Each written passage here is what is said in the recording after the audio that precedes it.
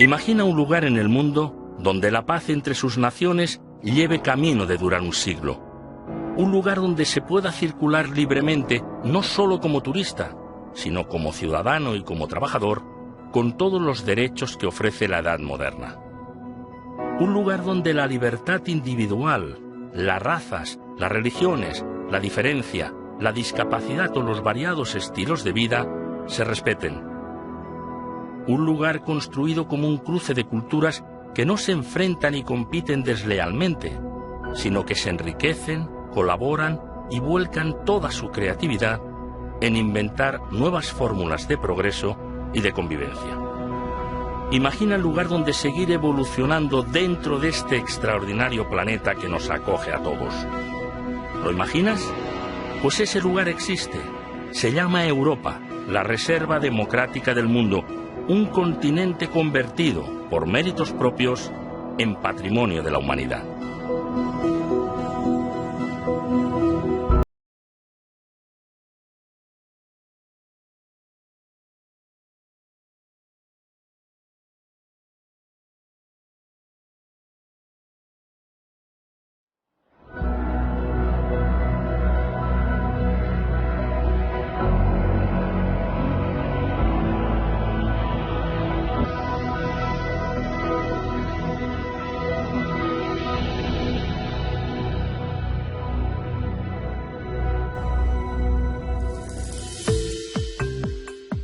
Impresionante. Cuando estaba en Panamá me había imaginado muchas veces cómo sería Europa. Y definitivamente ha superado mis expectativas. Es increíble ver a todo el mundo moviéndose libremente a través de toda la Unión Europea, cómo pueden trabajar en cualquier país. Ojalá América pudiera seguir ese mismo camino. Desde 1987, 10 millones de jóvenes europeos de distintas culturas han disfrutado de un plan para la movilidad de estudiantes universitarios creado por la Unión Europea. 30 años después han nacido 2 millones de parejas estables y 1 millón de hijos de Erasmus. Este mosaico cultural refleja la gran diversidad de esta comunidad que nació después de la Segunda Guerra Mundial para promover la paz, los valores y el bienestar de sus ciudadanos. Erasmus forma parte de Erasmus+, un programa mucho más amplio que ofrece formación y prácticas profesionales a universitarios, además de intercambios entre institutos de secundaria y la posibilidad de realizar un trabajo social y solidario en el servicio civil europeo.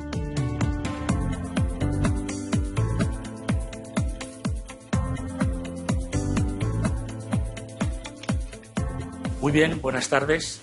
Hola, buenas tardes, ¿qué tal? ¿Cómo estáis? Bueno, como os he dicho, un privilegio que esté con nosotros ¿Vosotros sois los alumnos? el señor ministro. Todos estos son alumnos de un máster de comunicación política avanzada. Sí, Luis, ¿querías hacer una pregunta? Señor ministro, ¿qué ofrece la Unión Europea a los jóvenes? A ver, aquí tú viajas sin pasaporte desde Cádiz hasta Helsinki, ¿no? Sin tener que enseñarle a nadie tu documentación. No es natural.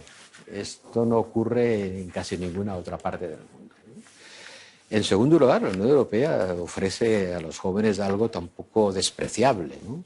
Que es que no tendréis que mataros los unos a los otros, como siempre hemos hecho los europeos, ¿no? Llevamos 70 años de paz y probablemente tampoco se valora lo suficientemente porque os creéis que la paz es el estado natural de las cosas.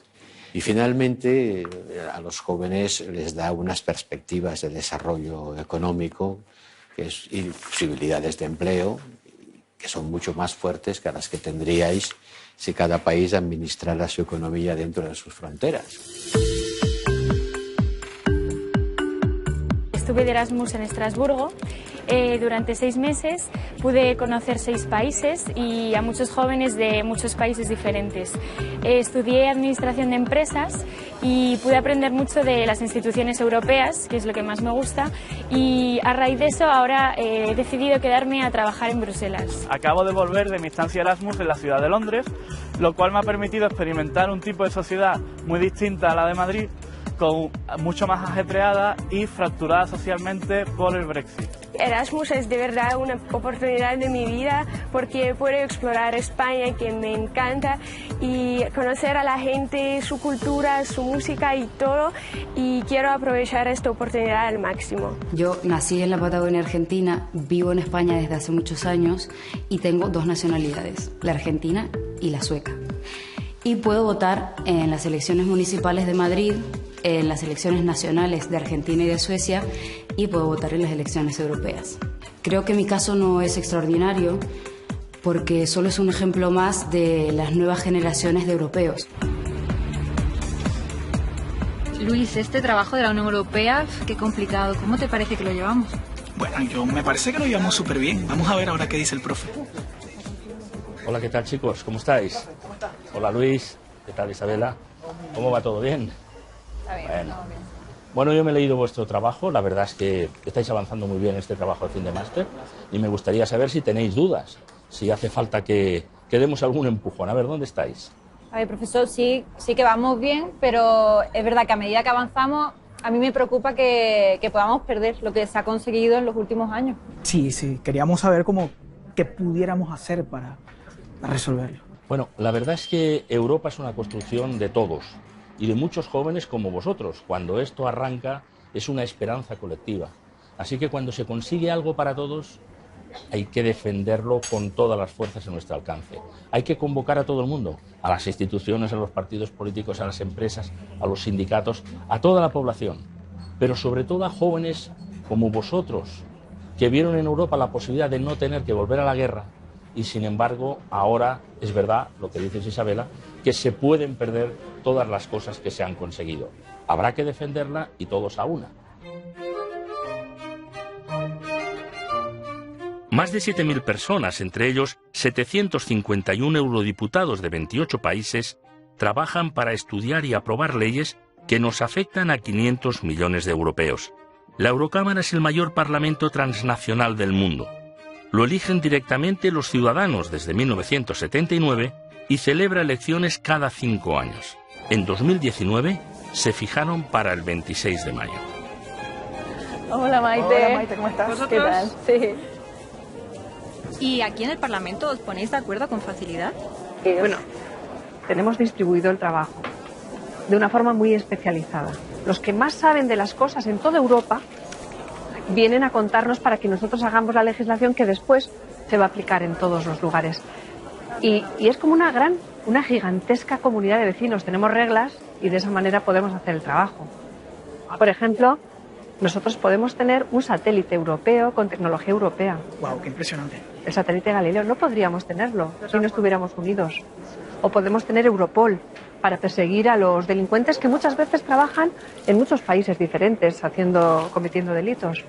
Claro, por ejemplo, toda la campaña contra eliminar esos plásticos que están destrozando el planeta y a muchas especies animales, o el problema de salud que dan los microplásticos. Eso se está trabajando aquí.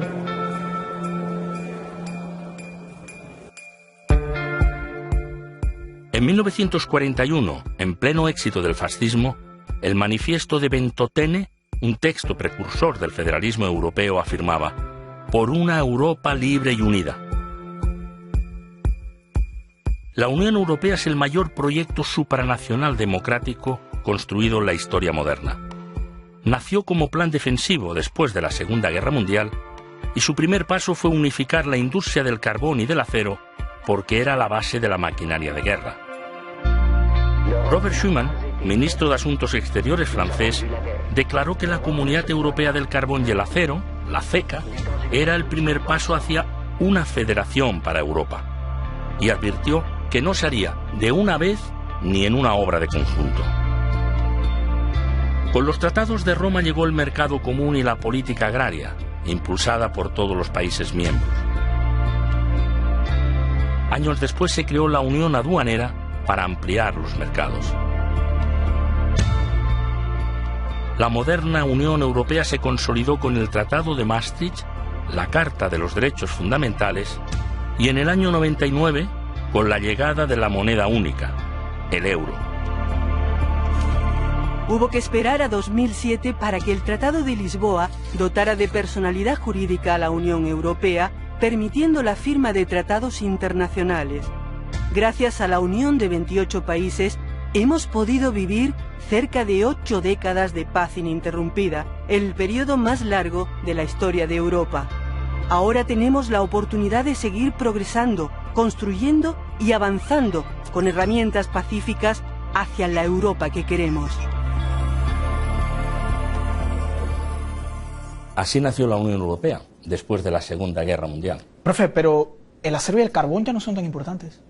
Bueno, es verdad que el carbón afortunadamente va desapareciendo, lo sustituyen energías verdes, pero yo diría que lo importante es los valores. Vosotros habéis estado en el Parlamento Europeo y habéis visto que aquello es un centro de debate, es un centro de defensa de las ideas democráticas. Esa es la cuestión fundamental, ¿no? Europa combina mejor que nadie en el mundo la libertad política, el progreso económico y la cohesión social.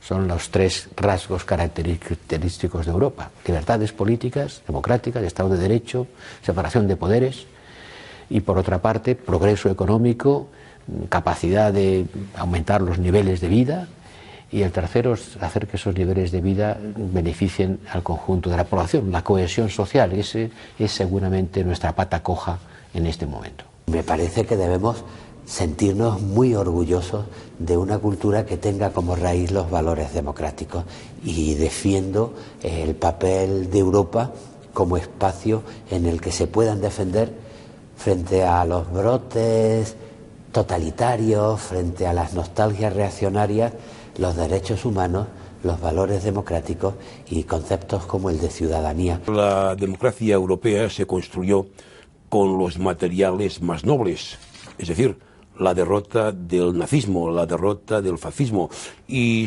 con estos materiales tan nobles se construyó una Europa que pretendía socializar la riqueza a través de un estado del bienestar y ser a la vez el núcleo de un mundo desarrollado en donde todo empieza y todo acaba en la democracia. Cuando estoy en una librería en Praga, o sentada en un café en Bucarest, o paseando por el cementerio de Père Lachaise en París, siento que hay algo que nos une a todos los europeos, que está en los cafés, en los libros, en los conciertos.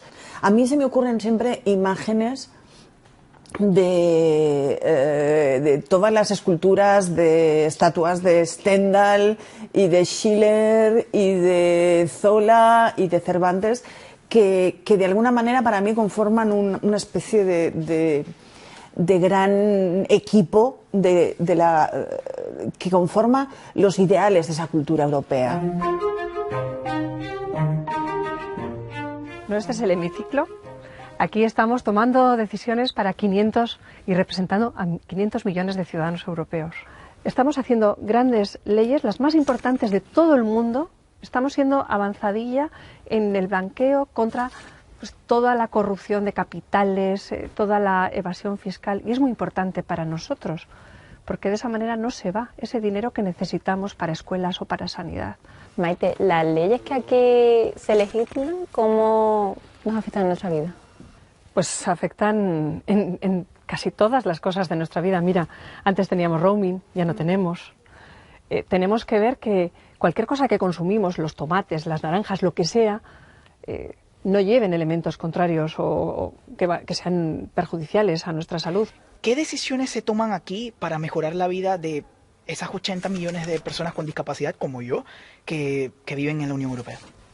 Bueno, una de las cosas que queremos es que haya el mismo derecho de movilidad que las personas que no tienen pues algún tipo de hándicap o alguna circunstancia especial.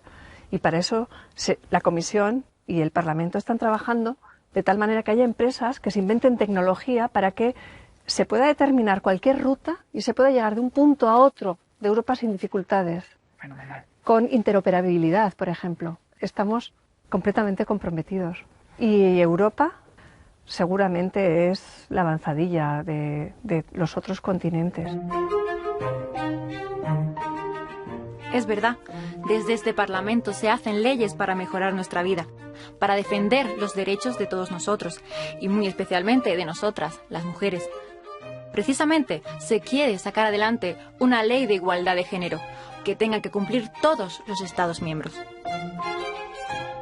Proteger Europa es avanzar, como decía, en la Europa social, en la Europa de la defensa y la Unión Económica y Monetaria, una Europa, en definitiva, federal, que se relegitima si reconquista el favor de su ciudadanía, que necesita confrontar el relato de la distancia con medidas que la hagan de ella una realidad más cercana y que encuentra su norte, su guía, en los valores que identifican.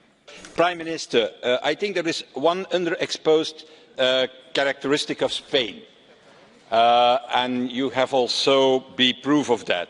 That is, it is maybe the most pro-European country for the moment in Europe, because it has the guts to talk about a federal Europe. And there are not so many of your colleagues who are coming here and have the courage to talk about a federal Europe. I think it's not by accident. I think it's because European history and Spanish democracy are interlinked. Yo la idea que siempre he defendido y sigo pensando que es posible es crear una federación, crear los Estados Unidos de Europa. Es decir, yo creo que si queremos una Europa de verdad fuerte, tenemos que hacer Europa política, no solo Europa económica. Yo no soy federalista. Yo no creo que haya que ceder cuotas de soberanía porque sí. ¿Qué más se puede ceder que la moneda y la frontera? No es un problema de cesión de soberanía. Es una cuestión de tener claro que los estados, España como tal, tiene su identidad. Pero el marco, el paraguas europeo es esencial. Yo creo que la Unión Europea solo progresará si en lugar de avanzar hacia la segregación, avanza hacia el federalismo de Estados, ¿no? Y eso significa cesión de soberanía progresiva por parte de los Estados a Europa y en ningún caso disgregación interna. El nacionalismo que pone en peligro Europa no es un nacionalismo vasco, por ejemplo, abierto. Suele ser el nacionalismo de los Estados que tienen miedo a perder esas competencias porque hay una realidad que viene, pero esa realidad es imparable y sucederá. Lo que hay que hacer es ir aumentando el grado de federalismo por obligación o por creencia. Sinceramente pienso que este sistema federal europeo sería la mejor manera de hacer políticas comunes favorecedoras para todos. Estamos en una etapa desarrollada y tenemos muchos elementos federales, pero hay que hacer más. Si no damos ese avance y tenemos capacidad de incidir en la gobernanza global, nuestros hijos o nietos terminarán hablando chino. Con la llegada de la crisis financiera de 2008, la peor recesión en el mundo desde los años 30 y la crisis de los refugiados de 2015, Europa tuvo que despertar de su dulce sueño. Ambos episodios obligaron a la Unión Europea a agarrar con firmeza el timón durante la tempestad y reconducir su rumbo. Sin duda, no todo ha sido positivo en la Unión Europea en los últimos años. La crisis económica y financiera, que se gestionó desde los gobiernos en detrimento del Parlamento y la Comisión, mediante políticas de recortes a ultranza del gasto público, ha tenido graves consecuencias sociales en términos de desigualdad, precariedad y pobreza, particularmente en países como Grecia, Portugal y España. El refuerzo de la dimensión social del proyecto europeo aparece, por tanto, como uno de los principales retos de futuro. Al mismo tiempo, la crisis migratoria sigue siendo incentivada por discursos alarmistas que promueven la xenofobia, el nacionalismo y la disgregación. Entonces yo creo que es una distinción fundamental. Refugiados es un derecho, inmigración regular es necesaria, la inmigración ilegal es un problema. Por tanto, son tres cosas muy distintas con un mismo fenómeno, gente que se busca la vida. Para intentar sostener el estado del bienestar tenemos que tener contribuyentes. Si queremos tener contribuyentes, o bien se hace una política de inmigración para recibir más trabajadores, o bien se hacen políticas de natalidad. Habrá que establecer una regulación común para facilitar la inmigración legal. Hace falta población. Regulemos. Si hay mucha gente que quiere venir, creo que una cosa se puede resolver con la otra. O establecemos unas políticas de acogida y de asilo en Europa comunes, o vamos a... todos estos conflictos que están ocurriendo van a reventar de alguna manera, ¿no? Es necesario tener una política migratoria común, pero es muy necesario que tengamos todos claro cuáles son los valores con los que se construyó esa Europa de defensa de minorías, de defensa de las libertades, de defensa de los derechos humanos. Para el 29 de marzo de 2019 estaba prevista la salida del Reino Unido de la Unión Europea. Millones de británicos residentes en su país o en el extranjero podrían sufrir las consecuencias de una decisión muy controvertida tomada por una escasa mayoría de votantes. Según el Eurobarómetro, desde entonces, el apoyo a la Unión Europea y a la moneda única nunca ha sido más fuerte entre el resto de los europeos. La principal movilización por Brexit fue contra los inmigrantes europeos, polacos, de Europa del Este, etc. ¿Por qué? Porque tienen derecho en la Unión Europea a competir por los mismos trabajos, los mismos servicios sociales. Llegaron a 500.000 en 7 años y se sobrecargaron los servicios sociales en un momento en que había la crisis económica y los recortes presupuestarios. Precisamente con el Brexit ahora somos más conscientes que nunca que Europa es absolutamente necesaria y yo creo que es esto precisamente lo que va a proteger a Europa.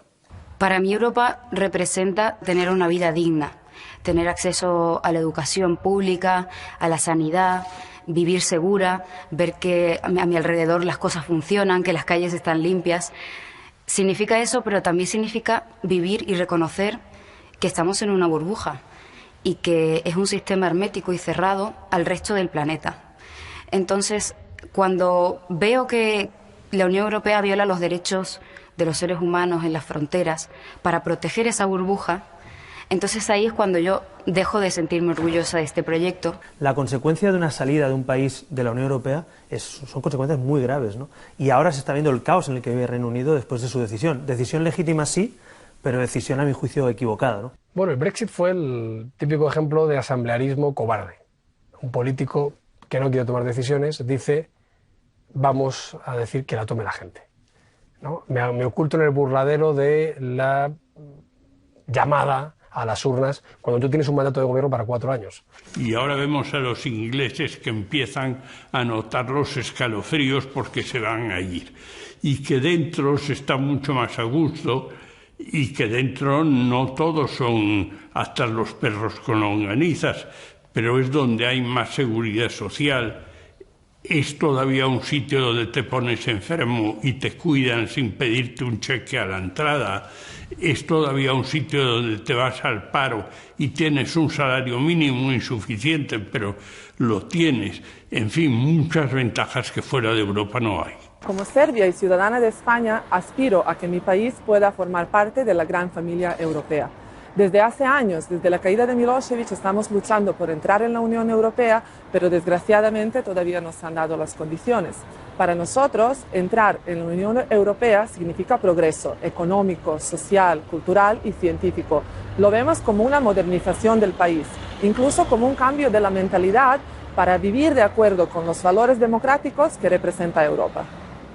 Paradójicamente, las malas noticias del Brexit y las malas noticias de un gobierno radical y populista en Italia tienen una consecuencia, una sola positiva, que es que España pasa a jugar a la Champions. España tiene que tener más influencia. Así que yo creo que el eje franco-alemán debe sumarse al eje español y por tanto ser 3 países el motor de Europa hasta que Italia, espero que algún día vuelva a recuperar la cordura y por tanto seamos 4.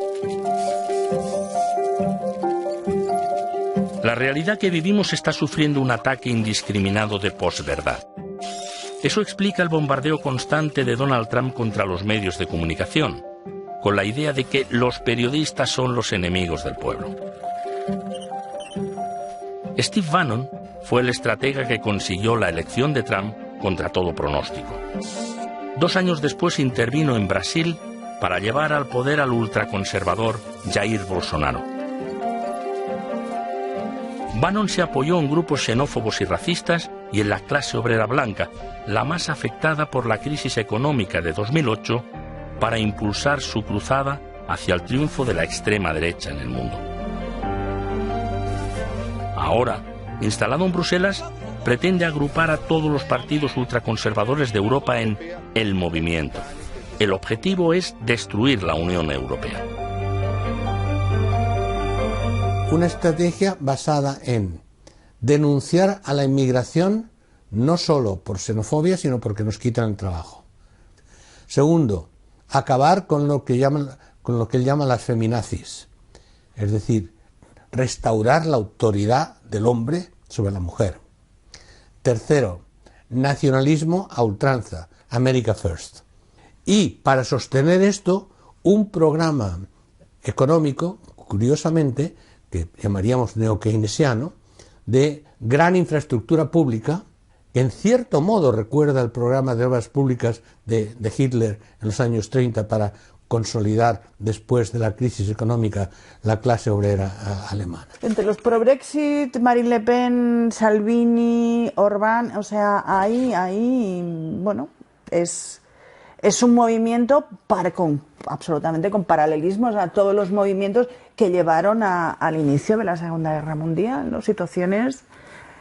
Situaciones calcadas, ¿no? Y claro, yo es que soy licenciada en Historia, ¿no? Antes de director de cine, para mí la historia es fundamental. Es evidente que un fantasma recorre Europa y no es el fantasma del comunismo. Es más, creo que incluso ingenuamente habíamos creído que nuestros padres o nuestros abuelos habían enterrado 7 metros bajo suelo en Nuremberg al fascismo, al totalitarismo, a la xenofobia, al racismo, y ahora hemos descubierto que la bestia no estaba muerta, tan solo dormía. Y creo que ante este peligro, creo que lo único que no podemos hacer es inhibirnos. Pero el proyecto que está clarísimamente enfocado es destruir la Unión Europea como baluarte de lo que queda de valores democráticos. En la mayoría de las democracias avanzadas o las democracias más consolidadas europeas se están estableciendo cordones sanitarios para aislar a la ultraderecha o a la extrema derecha para evitar que contaminen el resto de partidos dentro de las instituciones. En el 2016 vimos que el Facebook era, digamos, la ruta de la mentira, ¿no? Vimos que las elecciones americanas se basaron y utilizaron de forma muy contundente pues el newsfeed, ¿no? El muro de noticias de Facebook. Y todo el mundo paró a debatir cómo se iba a hacer frente al Facebook. Pues ¿qué pasa? En el 2018, por lo menos en Brasil, la ruta de la mentira fue el WhatsApp. Claro, pero entonces ahora el problema principal son las fake news, bueno, las noticias falsas. Es verdad, ese es un problema muy importante porque buena parte de lo que baja por la red son noticias generadas incluso muchas veces artificialmente, sabiendo que buena parte de los diálogos online incluso están generados por robots. Hay que desmontar esas noticias. Yo os propongo que vayáis a ver a un grupo, una empresa española, Maldito Bulo, que están especializados en mostrar cómo se desmontan las noticias falsas, las fake news. Pues sí, vamos a tener que ir a hacer una visita. A mí me parece fantástica idea. Hola. Hola, ¿cómo estás, Clara? Hola. Hola, Clara. ¿Qué tal? Oye, ¿de dónde sois? Pues yo soy de Arco de la Frontera, en Cádiz. Yo soy de Panamá. Qué bien, pues justo hoy se ha ido a Panamá Nacho Calle, que es el coordinador de Maldito Dato, a enseñarle a periodistas allí cómo verificamos nosotros las noticias y a los políticos, claro. Qué buena noticia. Bueno, pues a eso venimos nosotros y nos explique. Fenomenal, pues venimos por aquí.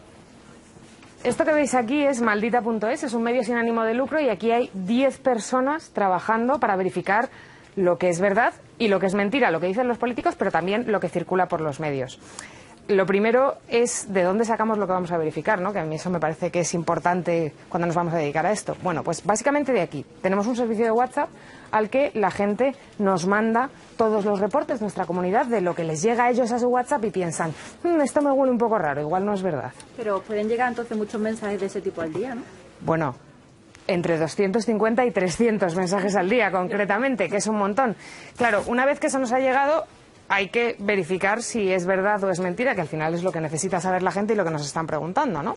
Que han entendido, ajá, si es así, si es en las redes sociales, es mucho más directo que comprar medios de comunicación, porque ahí están los periodistas, y los periodistas no son tan fáciles de manipular o de hacer obedecer. Vamos a hacer otra cosa, que es influenciar al conjunto a través de intervenciones masivas en las redes sociales. Cuando estoy hablando en subjetivo es los vanos y los estrategas de la extrema derecha. Ensuciando muchas cosas, eso que se ha caracterizado como la época de la posverdad. Nadie se responsabiliza de lo que dice, todo el mundo miente y la velocidad, el vértigo de la sociedad hace que después ninguno asuma la responsabilidad de haber mentido. Ahora vamos a la melea, cómo verificamos con herramientas, ¿vale? Mirad, este es un vídeo que circuló hace un año más o menos en el que básicamente vemos a un señor pegando a una mujer en un pasillo que parece como un hospital, ¿no?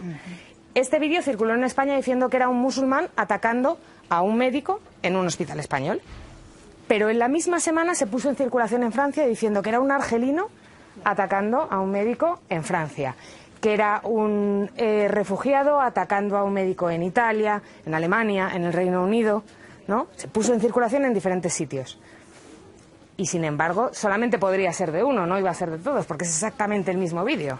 Claro, qué casualidad. Y esto también, o sea, ¿cómo sabes que ninguno de esos casos ha sido verdad? Bueno, porque buscamos el vídeo original, lo que hicimos fue una búsqueda inversa de esa imagen y descubrimos que el vídeo original, que llevaba varios años publicado en Internet, era en realidad un ruso borracho en un hospital de Rusia.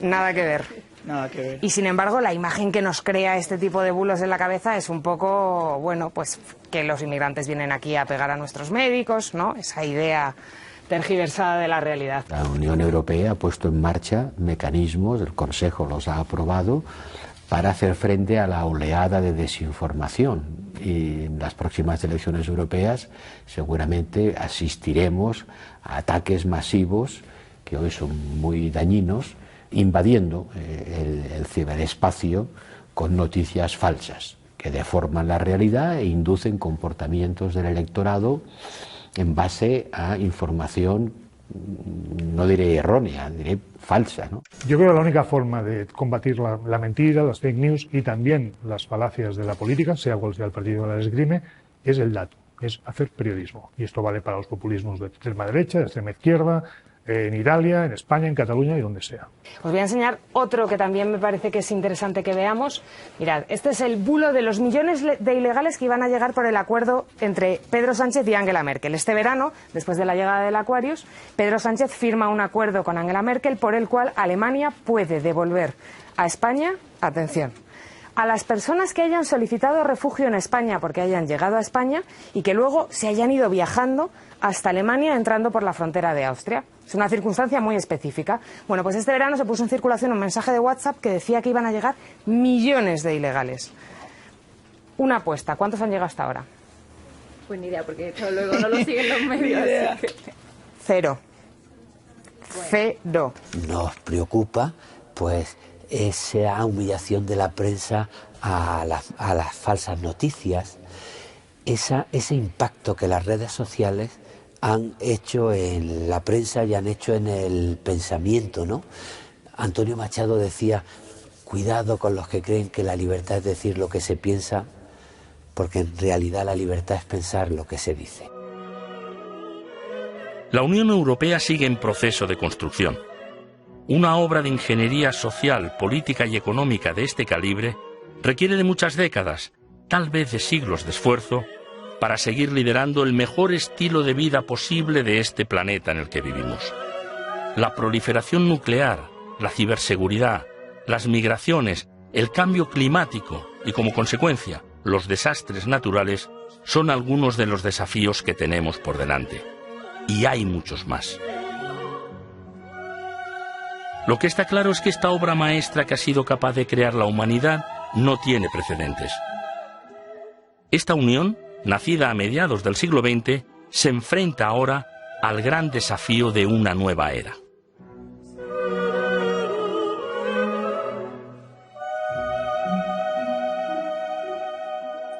Esta unión nos ha proporcionado el mayor periodo de paz y prosperidad desde el final del Imperio Romano, cosa que se dice pronto, y luego cada vez somos menos en el mundo actual.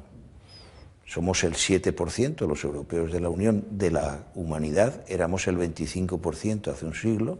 Que es bueno que no nos ensimismemos y seamos conscientes de que Europa ya no es líder en tecnología, ya no es líder en el sector industrial, ya no es líder, desde luego, en el sector del software, y que eso es con lo que tenemos que competir y progresar. Pero al mismo tiempo dejar muy claro que esos estados nacionales, que evidentemente tienen que seguir basando la construcción europea, tienen que también tener una base de solidaridad. Yo creo que el siglo XXI, con la globalización, va a tener básicamente dos tipos de políticos, partidos, ideas o personas. Los que creemos que unirse y conectarse es mejor, cooperar, y los que creen que hay que volver al siglo XX, a las luchas entre naciones, a las divisiones, a los muros, a las fronteras. Y esa es la gran batalla del siglo XXI. Ya no es entre la izquierda o la derecha tradicional del siglo XX, sino es entre los que creemos en Europa y en la globalización como espacio común y los que creen que Europa es un problema y que la globalización también. Necesitamos democratizar las instituciones, necesitamos más transparencia, acabar con los paraísos fiscales y decidir qué política social va a llevar y liderar Europa. Esta es una construcción nueva y, por tanto, todos los días hay que inventarla. Y si no se inventa, pues no se hace. Claramente falta la unión bancaria. En el ámbito de la política social, la Unión Europea tiene que tener más competencias para desarrollar una sociedad del bienestar. Europa tiene que ser soberana en innovación y reducir su dependencia en inteligencia artificial, en informática cuántica, en ciberseguridad y en automatización. Solo uniendo nuestras capacidades y recursos podemos competir con garantías. La Unión Europea no está en peligro porque ya, como diría Monet en sus memorias, las raíces del árbol son ya muy profundas y ya soporta todas las tempestades. Pero sí se nos viene una tempestad gorda, una tempestad orquestada por todos los populismos europeos y además acaba de confesarlo el asesor de Trump. Yo creo que hay una iniciativa que es fundamental. En Europa estamos gastando muchísimo dinero en una defensa separada que es cada vez más inútil y necesitamos una defensa conjunta que será más barata y más efectiva. Los ciudadanos debemos entender que Europa está en nuestra vida cotidiana y quiero poner un ejemplo. El futuro de nuestra agricultura se decide en Europa.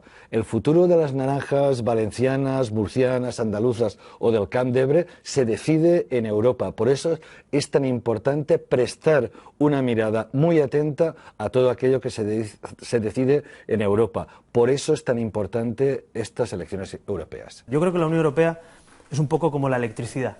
Que no la valoramos hasta que la pierdes. Y no valoramos lo que es no tener que pasar una frontera o pararte en una aduana hasta que tienes que pararte. Queda mucho por hacer, pero si hemos llegado hasta aquí podemos seguir avanzando. Es necesario garantizar los derechos de las personas y a la vez la salud y la biodiversidad del planeta. Desde la firma del Acuerdo de París, la Unión Europea lidera la lucha contra el cambio climático en el mundo y la descarbonización de la economía para el año 2050. En España, concretamente, se han realizado mejoras gracias a la adopción de medidas drásticas, como la adopción de zonas de bajas emisiones en Madrid y Barcelona, como en tantas otras ciudades en Europa. Todavía a día de hoy se le da mucho peso a los negacionistas, cuando el 97% de los científicos están de acuerdo en que el cambio climático no es una opinión, no es política, es una realidad científica, ¿no? Científicamente avalada. La naturaleza es lo que nos une a todos, ¿no? Es lo que también en la Unión Europea es uno de los valores, la Red Natura 2000, ¿no? que nos unifica a todos, es la naturaleza que compartimos y que nos define.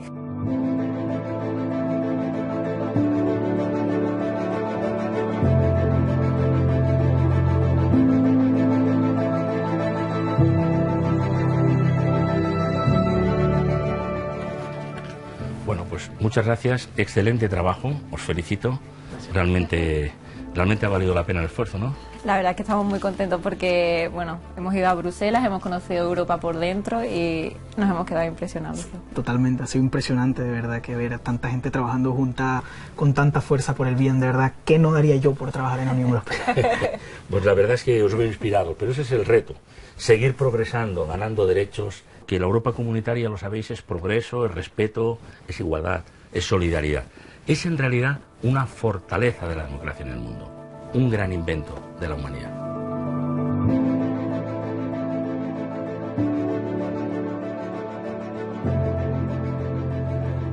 Europa es un oasis de libertad, de derechos. Si perdemos este oasis de libertad y de derechos, probablemente nuestra vida será mucho peor. Necesitamos el esfuerzo de todos para no volver al nazismo.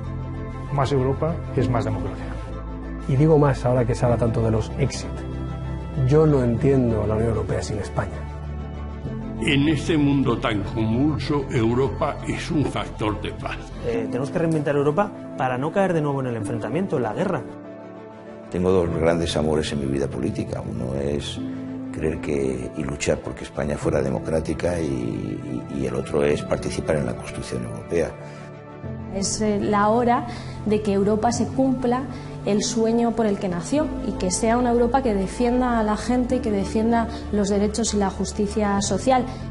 Es el momento de movilizarse por Europa. Es el momento de proteger y defender los valores que hacen del nuestro un proyecto único en el mundo, envidiado en el mundo. El mundo tiene delante entre 10 y 15 años para limitar el impacto sobre el cambio climático. Yo creo que es también nuestra más grandiosa oportunidad para reinventarnos y mejorar colectivamente. Parece que más que inventarnos una cosa maravillosa, tenemos que evitar que se deshaga el mundo democrático que le ha dado sentido a la Unión Europea. Y trataría de ser un ejemplo de derechos humanos para el resto del mundo.